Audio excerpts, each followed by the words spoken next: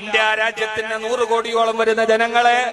ആണവായുധത്തെ പേടിപ്പിച്ചുകൊണ്ട് പാകിസ്ഥാന്റെ മന്ത്രി പ്രഖ്യാപനം നടത്തുമ്പോ ഇന്ത്യൻ മുസ്ലിമീങ്ങൾക്ക് പറയാനുള്ളത് സയ്യിദ് ആദിൽ ഹുസൈൻ ഷായെ മുൻനിർത്തിക്കൊണ്ട് ഒരിക്കൽ കൂടി ഈ പോകുന്നത് പോലെ ഇന്ത്യ പാകിസ്ഥാൻ യുദ്ധമുണ്ടാവുകയും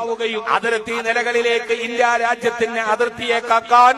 പൊതുജനങ്ങളെ റിക്രൂട്ട് ചെയ്യപ്പെടുകയും ചെയ്താൽ ഇന്ത്യ രാജ്യത്തിന് അതിർത്തിയെ സ്വന്തം മാതൃരാജ്യത്തിന് കാത്തുവെക്കാൻ വേണ്ടി ഇന്ത്യൻ മുസ്ലിമീങ്ങൾക്ക് ഒരു അവസരം കിട്ടിയാൽ ഇന്ത്യ പാക് യുദ്ധത്തിന്റെ മറുഭാഗത്ത് നിന്ന് പാകിസ്ഥാന്റെ പതാകയും കയ്യിൽ പിടിച്ച് ചന്ദ്രക്കരയുള്ള തൊപ്പിയും കയ്യിൽ വെച്ച് താടിയും വളർത്തി AK-47 തോക്കുമായി പാകിസ്ഥാൻ പട്ടാളം ഹൂലു തക്ബീർ എന്ന് വിളിച്ചുകൊണ്ട് ഇന്ത്യയുടെ നേരെ ആക്രമണത്തിന് വന്നാൽ ആ സമയത്ത് അതിന് മറുപടി കൊടുത്ത്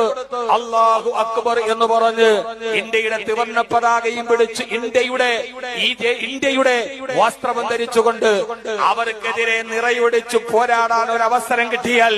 ഇന്ത്യൻ മുസ്ലിമീങ്ങൾ അതിന് തയ്യാറാവുകയും അത് തങ്ങളുടെ രാജ്യത്തിന് വേണ്ടിയുള്ള ഒരു കടപ്പാടായി സ്വീകരിക്കുകയും ചെയ്യുന്ന മാനസികാവസ്ഥയാണ് ഇന്ത്യൻ മുസ്ലിമീങ്ങൾക്ക്